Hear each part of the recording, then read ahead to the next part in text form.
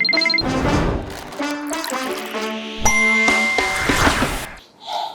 good evening, friends, and good to be back here again in our studio with the Kunal Partho conversation. And actually, quite interesting because after every conversation, then I follow up on some of the things we discuss. And by the time I go back to these, something already seems to have happened. So it's quite interesting the way it's all galloping.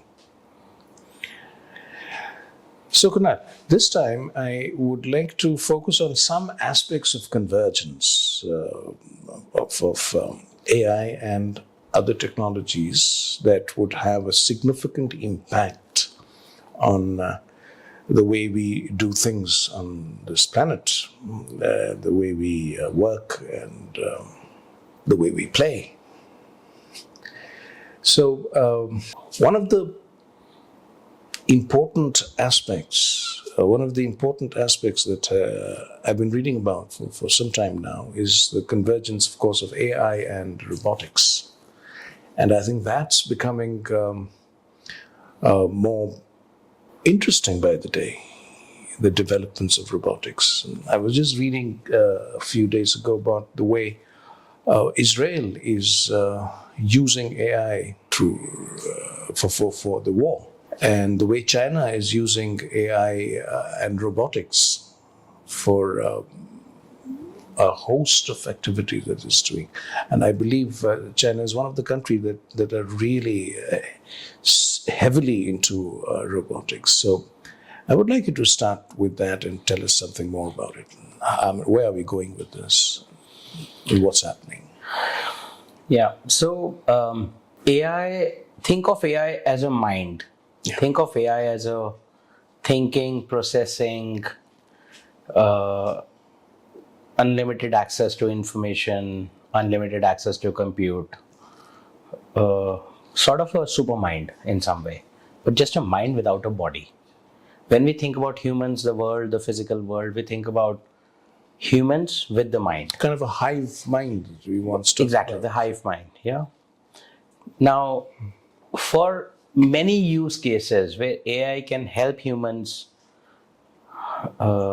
get rid of some jobs or replace humans or support them in any way, they have to be able to do physical work. Physical work varying from the household works. So you have to iron your clothes, you have to wash your clothes, you have to clean your house, to the universe where we are manufacturing things. Manufacturing is done part manually, part with machines. A host of things that we do in life, we need some physical presence, some physical movement of some objects from here to there, some work on the objects. So development of robots is a key process of adoption of AI in the world that will help humans truly benefit. And then where it goes, we'll debate on that later. So essentially the robots doing humans' jobs, whether it's ironing clothes, whether it's cleaning the house, whether it's manufacturing something, whether it's cooking for you, making a coffee for you, being in a hospitality industry. Yeah, robots have been around for a long time. And yeah, it's an old story, but I also want you to talk a bit about how, with the advent of AI, robotics is changing. So the robots had been around for a while, but limited to use cases. If you think about till 2020-ish time frame, so you had a self-cleaning vacuum cleaner, which was sort of a robot. Right. Okay. You have robots doing some defined work in a factory, some automated warehousing, sorting, etc. So very limited use cases. So if you think about 8 billion humans on the planet, robots were probably, if you had to count, maybe there were a few millions of robots around. Okay. Doing only cleaning the house or doing a bunch of things in a factory. Now with the development of AI in the last 2 years, people have realized that robots can do much more, especially with the intelligence they're going to get from AI, with AI. So with that, they have accelerated all the work in the robotics capabilities. If the hardware is taken care of. Exactly. So with the robots now able to do and willing to do and looking to do lot many more things, with the AI and hopefully AGI coming soon in the next few years, you can produce anything to any, your limitations of humans will be removed. You can just scale. With that, the robots had learned themselves. Like you and I are talking. Can you imagine in 5 to 10 years, we might have your lookalike, which might be a robotic body, some skin on top, probably copy yours if possible. May not be biological, but then with the AI and the patterns it might have learned through you, with you, watching you online, etc., I could have a similar conversation. It could be my robot with your robot. So robots with AI are the essential tools that will replace humans, help humans do anything that humans don't want to do, cannot do, should not do, and it will be much cheaper, faster, better. I can think of the riskier and the more repetitive tasks that, and the more boring, monotonous tasks that human beings do. Yeah. Although, so like, I remember I used to live in London, and they would say that they didn't have enough strawberry pickers. The typical English British people did not want to go to the farms and pluck strawberries. So they ended up hiring immigrants from Eastern Europe, which were willing to do such manual labor, as an example. Those things could easily go to robots. Think about the robots, not just the robots as in the skeleton, the silicon, steel, aluminium, metal skeleton, but think about robots in drones. Yes. That fly around and do things. Think about robots in your cars. So robots don't have to be human size. I mean, you can have nano robots. You can have nano robots that could be in your body, yes, ensuring that you're healthy. Science fiction story where they send nano robots into the bloodstream. Yeah. That seems to be a possibility.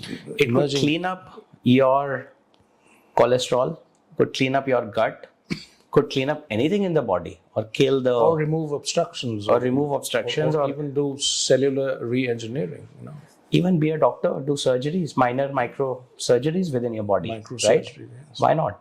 So those things, and with AI, they would have the intelligence and the ability to process information, make decisions, and do such things very fast. And learn in critical situations. And the feedback process works well because they will have the abilities of the AI brain. All they would need is a microchip somewhere, or not even a chip eventually. You could be just connecting with something that is outside the body and able to process everything. And in each of these tasks, they would have access to the world's knowledge. That's amazing to think about it. Yeah. And imagine a micro robot in my bloodstream interacting with a micro robot in your bloodstream. Yes. It could use radio waves. It could use any technology to connect, interface, communicate. And it has rest of the cloud and the internet to process and make decisions. Maybe there is something that got cured in you, which my micro robot wants to cure in me. And they are interacting and exchanging information. This is how I did it. This is what worked in my body naturally, or artificially, or biologically, or chemically, or any other how. But this is the outcome. This is what you got to do. So more seriously, the impact on medical science will be enormous. It already is with robotic surgery. It's changed the game. Yeah. But with AI robotics, this is going to be a massive transformation there. Yeah. So by the way, none of this is a far-fetched sci-fi imagination anymore. No, I don't think so. Yes, it's real. It's happened. I have seen doctors perform surgeries where a doctor is here, a robot is somewhere else guiding, or a robot is here, a doctor is somewhere else guiding, and then they are able to do it. So such fine things where you have to be really precise, where you put the cut in the body, how do you stitch it up again. If that level of precision robots are able to do, and they will very likely do better than humans because their hands would not shake. They're just hands. You don't need the rest of the body. They could just be hands, just doing the things it needs to do. This is now. Imagine you give those hands intelligence. Imagine you give those hands AGI, the next level of information, the global, and they can process so much more than a human doctor because biologically they are limited. How much they can process, they can do mistakes. It's a common one. We've heard that they forgot the scissors in the patient, right? They have to cut it again and bring it out. Most likely than not, this should not happen with the robots. I mean, statistically, a huge number of patients in the US, I was reading, they die because of the negligence of the doctors. Right. So just imagine how good will it get. Think about cars, people driving cars, right? We have thousands of accidents per millions of passengers, or cars driving millions of kilometers, or whatever the stats are. Can you imagine that number going to virtually zero if you have self-driving cars? They'll always figure out there's somebody else. They'll always follow the rules. Because the problem with human drivers is they get emotional, they drive fast, they don't follow the rules, they break the lights, they break this, they break that. If you can hard code this in the car, self-driving car, the robotic car, no accident may ever happen. All the traffic, perhaps at some time in the world, guided by sort of a hive mind and setting some satellite up there with AI. Yeah, just like the air traffic controller manages the traffic of the planes taking off and landing. And most aircraft being flown by co-pilots. Computers. Yeah. So there was this interesting story of an air disaster I was reading where I don't remember the details, but the point was that it was because of a pilot, things went wrong because of pilot error. And it was discovered that the pilot had never felt a real aircraft. I mean, never, because everything is being done with the computer. So you lose touch with the real feel of the machine. True. The man-machine connect, as they say. So if that's already happening, and with AI and robotics and robots playing, there might come a point where the human connect will just not be there. Yeah, this is a funny thing. And it's the most important point to my mind. Humans are more likely to trust a robot than they're likely to trust a human. Yes, I believe so. And think about it. On internet, you get a message, an email, a form. You are happy to share your details. You're making payments online. You are taking platforms which are connecting you to strangers worldwide, and you're sharing like such intimate details that make you vulnerable. But you are okay sharing it with somebody unknown than anybody sitting next to you in a cafe or any neighbor who lives nearby. You'll never share. We also because of encryption. Not really. No.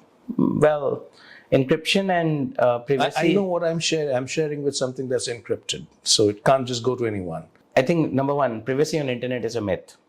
It's a myth. It's a myth. If you are on Facebook, I know you're not, but whoever is on Facebook, which is billions of people, let me put this in perspective for a second. There are 8 billion humans on the planet. Roughly 4 billion are on internet every week. 2 billion plus every day. And 2 billion are gamers who are playing some game or the other every day. Okay, this is the stat today, as of last year or this year. Now, for billions of people on Facebook, whoever sent, let's say you and I chatted on Facebook Messenger, do you know Facebook gave all that data to Netflix? In yes, return, I heard about that. In return, that's a fact, is it? That's a fact. They've both been, there are lawsuits against them or something's going on legally. Netflix gave in return for all the viewing data that Netflix gave Facebook.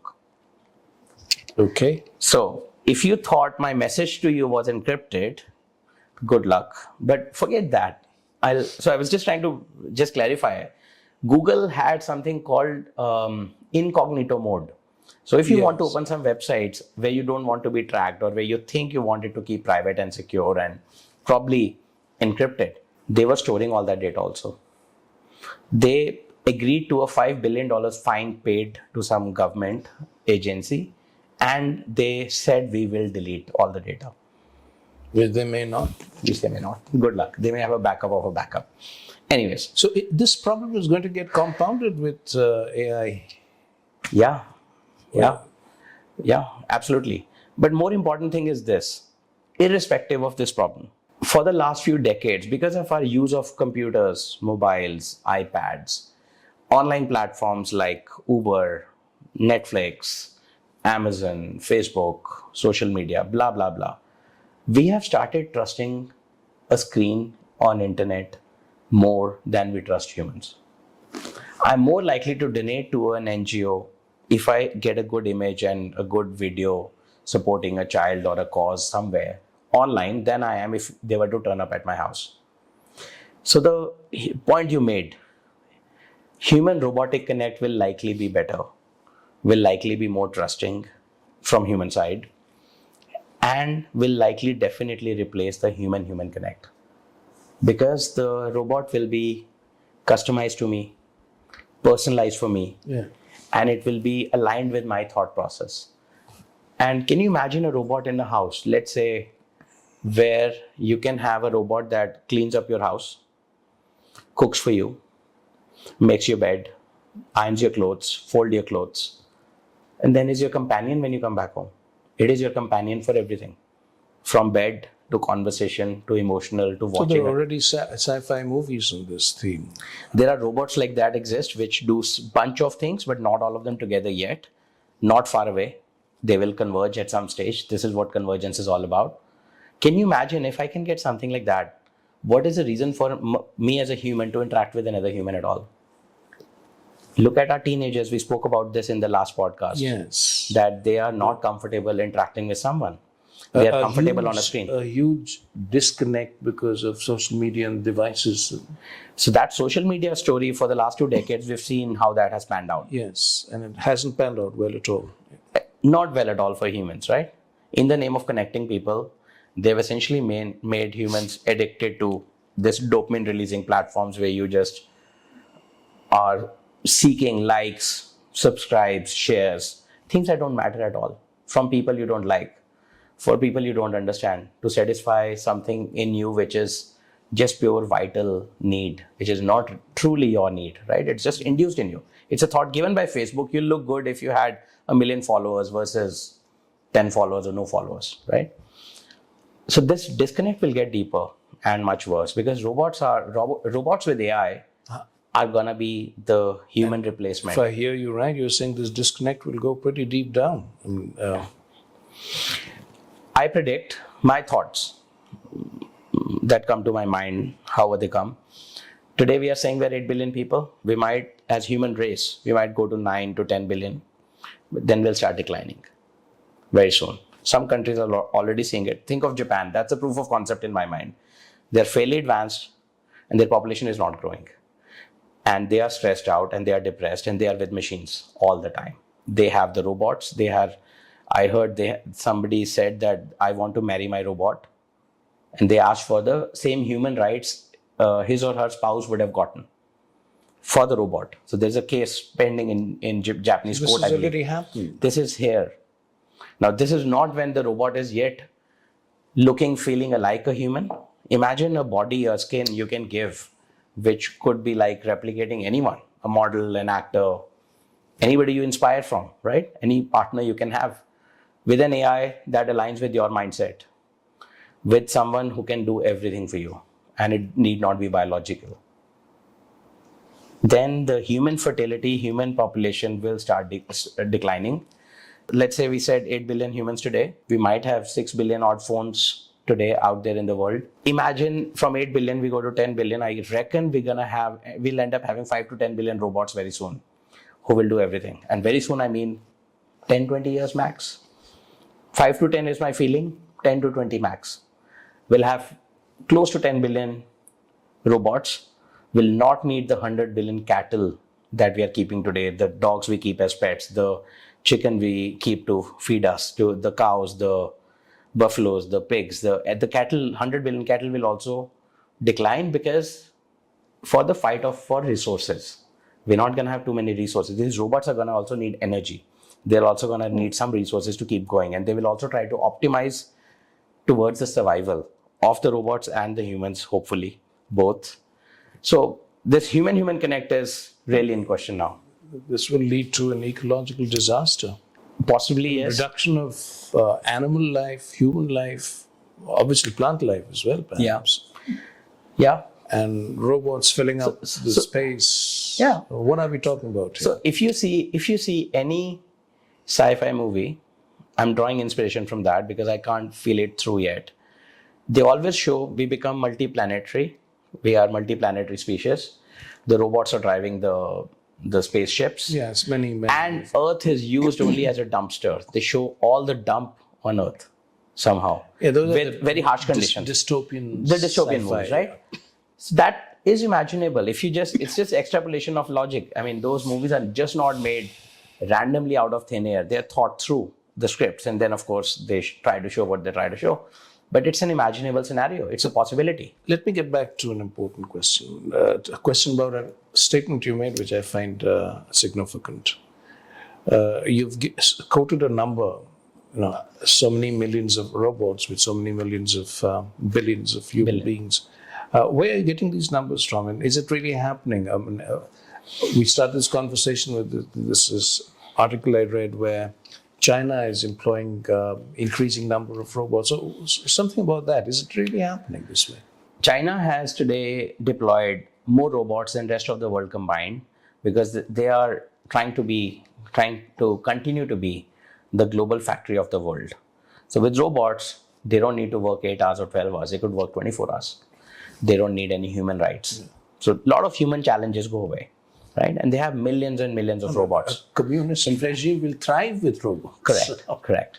Though they will have the biggest challenge also because they have the largest population that will now suddenly go jobless if the robots take everything. So they better figure out a system. For a perfect communist regime, and I'm probably being a bit facetious here, but for a perfect communist regime, you don't need humans. Robots are your best subjects. Yeah. So that's they don't question you. Sure. So that's a starting point. There are hundreds of millions of robots in the world today doing bunch of things in manufacturing, cleaning houses, sorting in warehouses, etc., etc. And we have an example that today there are close to 6 billion phones/smartphones on the planet for 8 billion people. Yes. 4 to 6 billion smartphones is the last stat I'd read. 4 to 6 billion phones. Replace a phone with a robot that runs around for you, one for everyone. Talks for you, and you don't need a handset. You will. This is the next thing in the convergence we can get to. You'll have a brain computer interface. They'll be neurally linked with you. They will be synced with you. You think and it does it. Before you think, it'll start doing it. It'll do it and then put the thought in your head you want it. Possibly. Extrapolating a lot. So like we have 6 billion phones for 8 billion humans, why not 6 billion or 4 billion or 8 billion robots for 10 billion humans? Maybe more, very likely more. We already have millions of them and not for humans individually. And as you said, all drawing from the same resources. Correct. And same limited resources. And for them, the biggest resource is energy. Energy, right? Yes. Once they have been made, assume they using AI, they can be optimized to live in harsh conditions. We are obviously then talking about nuclear energy. So we have to look at hydrogen, solar, nuclear, some efficient way of bringing energy, which should not be the fossil fuels anymore. And I think robots, AI, humans combined will most likely figure that out within a decade. We already are moving away from the fossil fuel dependence. Correct. It'll just be accelerated, the move out. So that's where I'm getting the stats from. Just extrapolating, connecting some dots. If 8 billion humans can have 5 billion, 6 billion phones, why can't 10 billion humans in 10 years have 5 to 15 billion robots? Logically, it stands to reason, yes. And there are already millions that especially, given the capacity to buy. Yeah. Yes, obviously, I mean, everyone would like to have a private robot. Forget about buying. Personal robot. Forget about buying. Think about this. If robot plus AI is able to do most of it, robot plus AGI is able to replace humans, right? Government will give you a robot so they can control you, see you, track you, and give you a universal basic income on top to survive. And then if you're sounding dystopian. Now, unfortunately, that's where the logic leads, at least in my head. I mean, I wish it were different, but this is what comes to me. Like you said, people will be able to buy. I'm questioning if billions of robots come and take your jobs away, which we've discussed previously in one of our conversations. We've written extensively in Techtopia. That will be a challenge. Universal basic income has been talked about for years and decades, and now it has to become real. Taking the China example, 1.4, 1.5 billion people. If a billion work in factories today, not even a billion, half a billion, Those 500 million get replaced by robots eventually. 5 years, 10 years, 20 years. Maybe half of them get replaced. 250 million people certainly Eventually, yes. 250 million people out of jobs in the next 10 years because of robots and AI. Those 250 million people will be supporting a families and individuals worth 500 to 750 million people. 750 million people suddenly have no resources. Society disorder, if you want to protect and maintain harmony, you have to give them universal basic income and give them a robot, have it help them, and that helps you control them. Isn't this how the social medias and internets and the Yes. things work today? Yes. Think about worldwide. Why are people not happy? Why are people not happy with Amazon and Facebook in different countries? Why is US not happy that TikTok is succeeding in US? Because the TikTok origin is Asia, it's not US. So they are concerned that they will not get the benefit of all the data, the AI, and they could get manipulated like Facebook was used to manipulate the 2016 US elections. So is this not happening on Facebook? If it is happening on a two-dimensional screen on a platform, Yes. think about a robot. Again, stands to reason this is going to happen. With a robot, which is that much more fascinating and that much more compelling. Correct. So the old question comes back: where are we heading with it? Do a sufficient number of engineers and scientists behind this? Are they aware of what is likely to happen? I think most likely to happen. I don't think many people really understand this. That's been classic human syndrome, so to say, where most people are just busy day to day trying to survive. You can't think of these things on an empty stomach, right? First, half the people don't have any food, air, water. They are in poverty. You can't expect them to try to think about this when they don't know where their next meal is going to come from.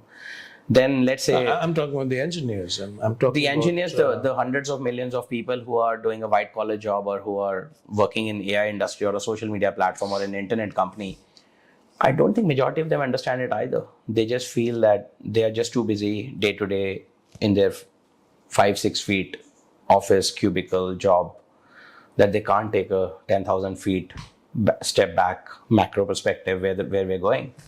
I think very few philosophers, historians, thinkers are left who have anything original and have some experience to come up with these kind of reasonings and who are able to put two and two together. What is a company doing? What is a corporate doing? What is a government doing? What is, what everyone's doing? It's hard. It's not easy to think about these things.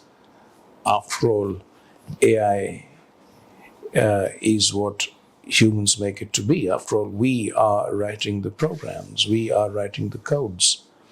And so why are you getting so alarmist about it? And AI will do what we want it to do. Does that still hold, this kind of reasoning? I believe not. I'll give you an analogy, slightly far-fetched. Think about the monkeys or the apes that came on the planet thousands to hundreds of thousands of years ago. From them, somehow humans evolved, some genetic evolution, species-wise, led to Homo sapiens eventually. A particular species from a particular species. From a particular species, right? Now, I don't think any of us look back and say, fish is from where we all started, or monkeys are the forefathers. We do say it somewhere in some mystical conversations or otherwise, that these are our forefathers, the monkeys. We worship in Hindu religion, as an example, we worship cows because they gave us something. But we don't. That's a different slightly different stance. But we don't really go back and say that these monkeys we came from were one of the penultimate species before us or so. Whatever. That's a scientific fact. That's a scientific fact. But so I guess the analogy I'm trying to make, which is give me a bit of rope here, is that because we don't respect or stay in control of the monkeys, we evolve. Okay. Monkeys stay in the jungles, monkeys stay in the circus, monkeys stay in the swinging on the trees or in our cages. The way we don't look after them or take care of them or even worry about them or even think about them is how AI may end up thinking about humans. Okay. And so what you were saying, then let me put it in a different way. Yeah. the monkeys, as you're saying, are primitive compared to us, primitive life forms. So compared to an AI life form of the future, Yeah. humanoid of the future, Humanoid. Yeah. the human would be primitive. Is that Correct. what you're saying? It is. Very likely it is. Think about AGI, think about... So less efficient is one thing. Primitive is quite another. Yeah, I mean, if you see collectively humanity as a species, compare it with the humanoid as a species in terms of not just less one in any fraction. I mean, not just that. Intelligence, efficiency.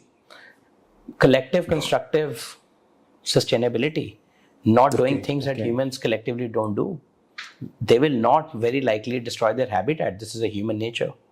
Yes. In some way, we are not doing the right things. We are having wars with humans. We are... So just as animals do not destroy their habitat, a highly intelligent life form, artificial or natural, will not destroy their own habitat. Very likely. Otherwise, otherwise it's not... It's not logical. It's not logical. It's hard to To comprehend. destroy your own habitat is not logical. Correct. To destroy your own planet is not logical. Correct. Yet human beings do things which Correct. are absolutely not logical. But AI, by its very definition, will be doing logical things. Highly logical.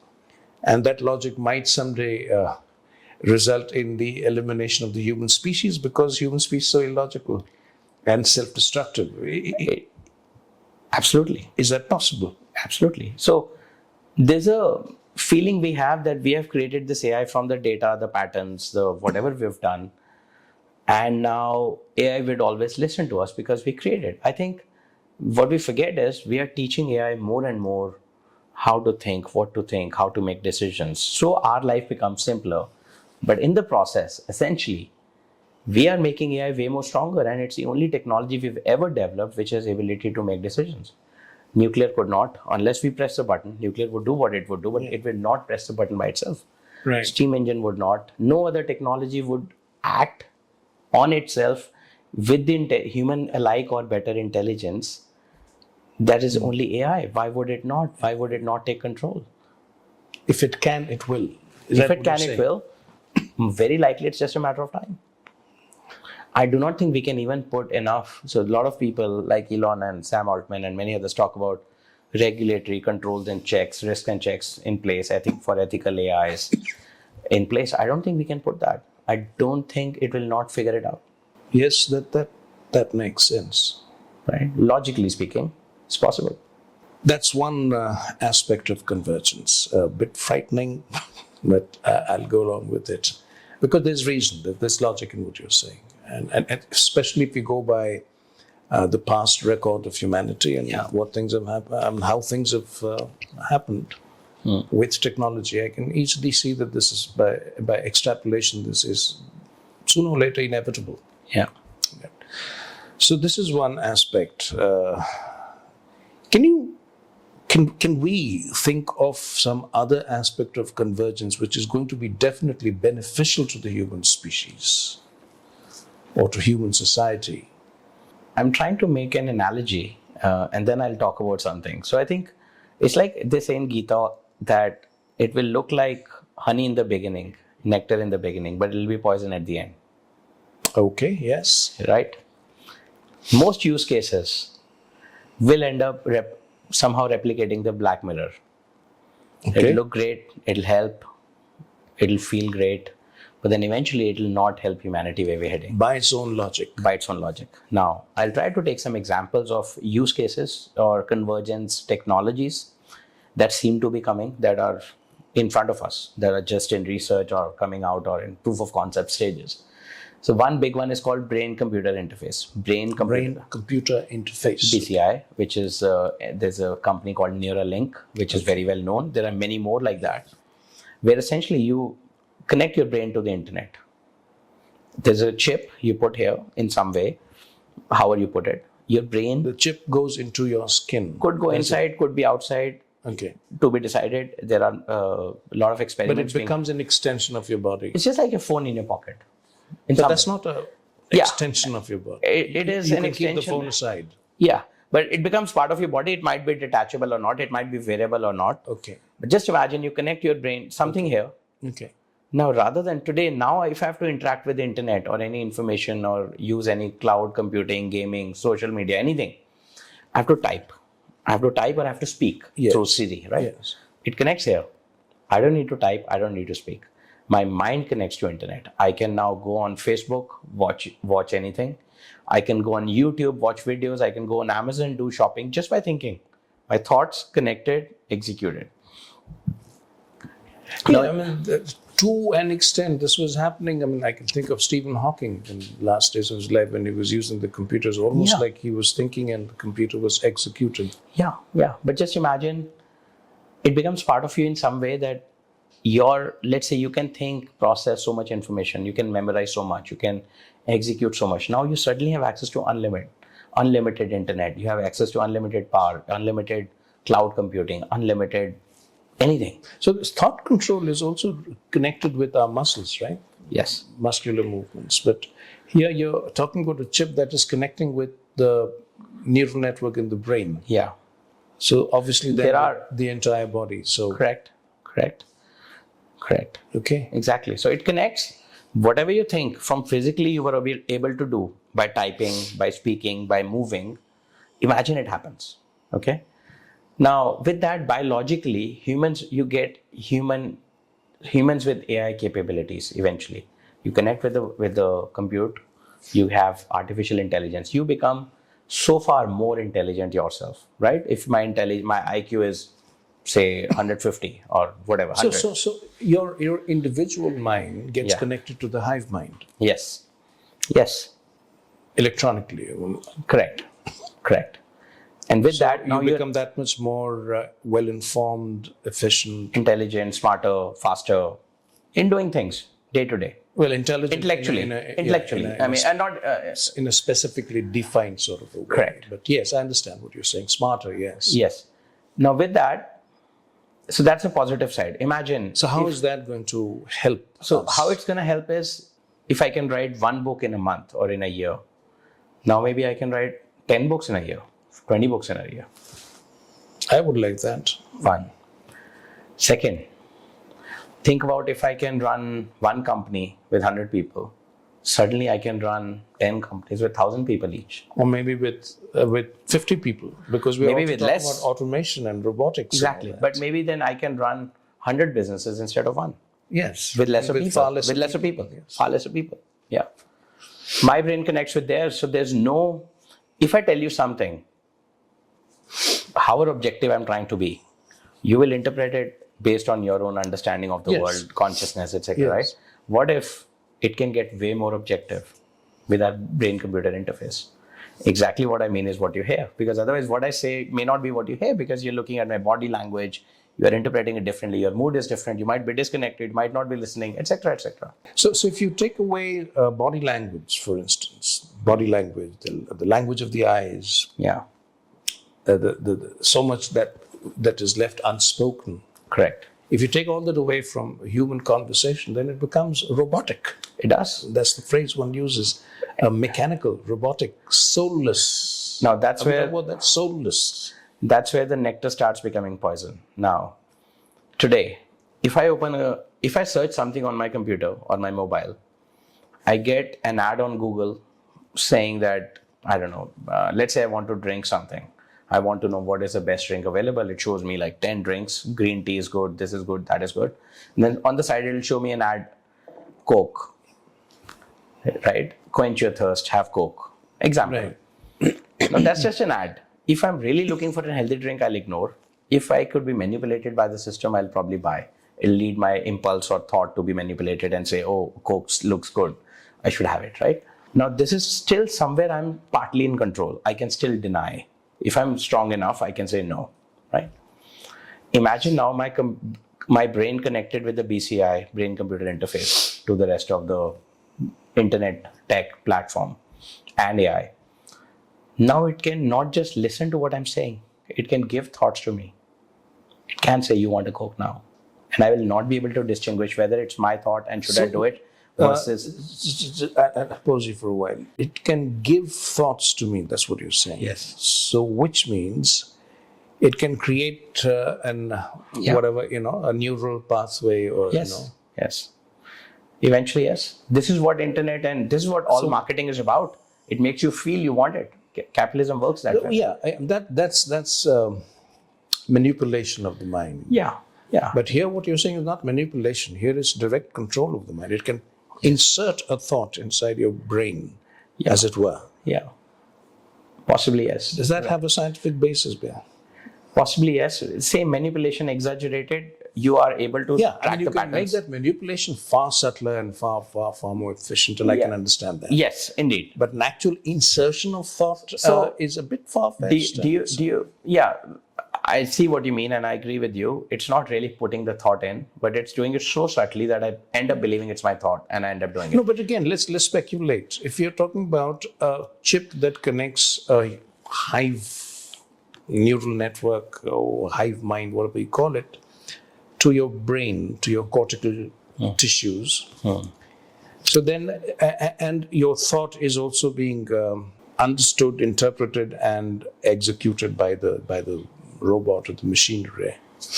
It means there is some sort of an electrical connection in the brain, right? Correct. Would I be right in presuming that? Yes. Some sort of a connect in the electrical impulses of your brain, because that's how thought happens. It's this electrical impulses, electrical activity in the brain, neuroelectrical activity.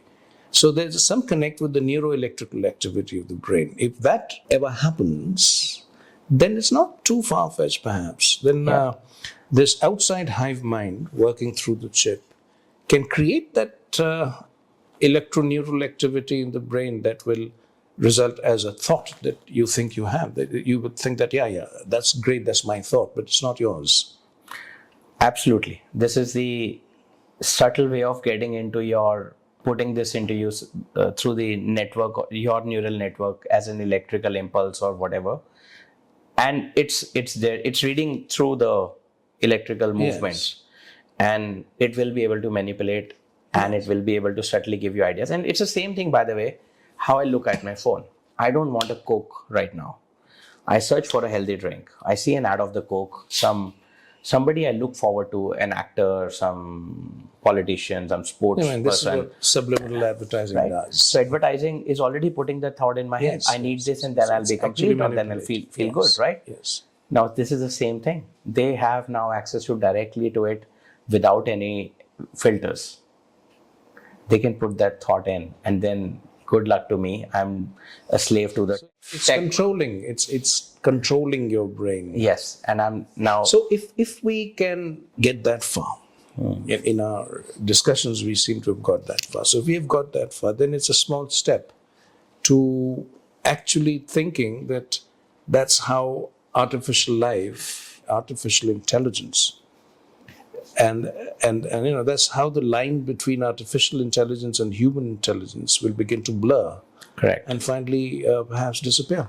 Yes. Then what will be the difference after a while between artificial intelligence and human intelligence? They would have converged, morphed, converged, fused, whatever word you want to use. There's a sci-fi movie that shows this use case and shows this line of reasoning, and it's called The Transcendence, where they put chips in everyone's bodies, and those people take it because it helps them run faster, move faster, do something here or there, which helps. That's the honey again, part. the honey part.